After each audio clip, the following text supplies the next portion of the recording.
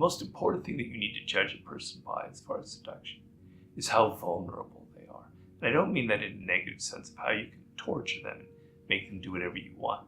I mean in the sense of, are they open to other people?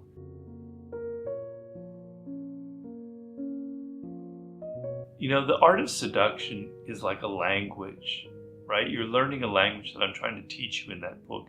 And the language is not with words. The language is with gestures, with actions, with behavior, with nonverbal cues, etc. You're learning this kind of language of love, if you want to use a stupid cliche. And so people give off signs that they're going to be the worst kind of partner to be with, that they're not even if you do seduce them, you're in for a world of hurt. It's going to be a life of misery, or it's not going to be a fruitful relationship. One thing you have to be aware of is what I call the drama queen or the drama king, because that's not what I call, it's what we all call, but there are men as well like that.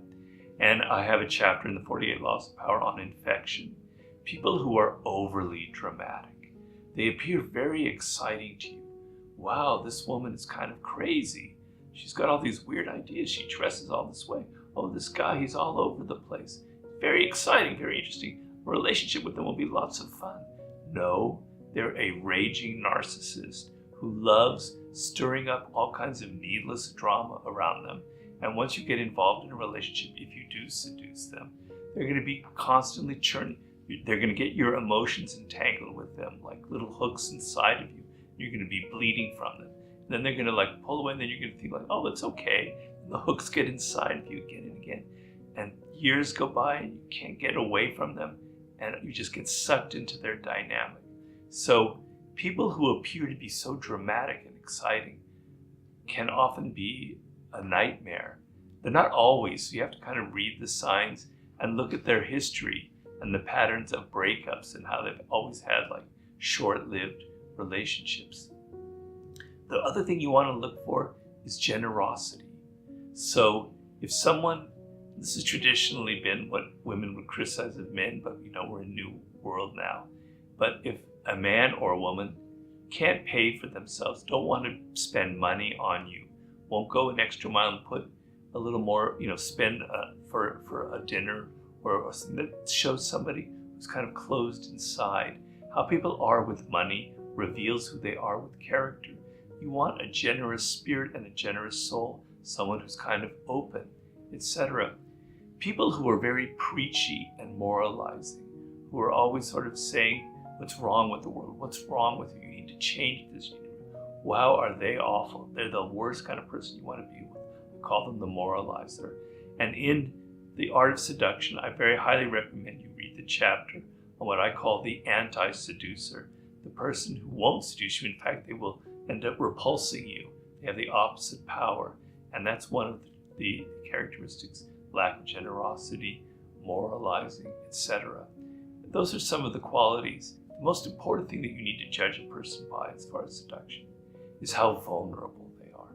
And I don't mean that in a negative sense of how you can torture them and make them do whatever you want. I mean in the sense of, are they open to other people? Do they have a degree of empathy? Are they able to kind of feel what other people feel? Do they have a sort of sensitivity to them? Or are they so insecure? A lot of men would come to me with this problem after I wrote the book, which is, I'm always thinking about what I should say, what I should do in this situation. I'm in a bar, I'm meeting her for the first time. People don't meet in bars anymore, I guess. But I'm thinking, what should I say in this situation? And you've got to flip the script.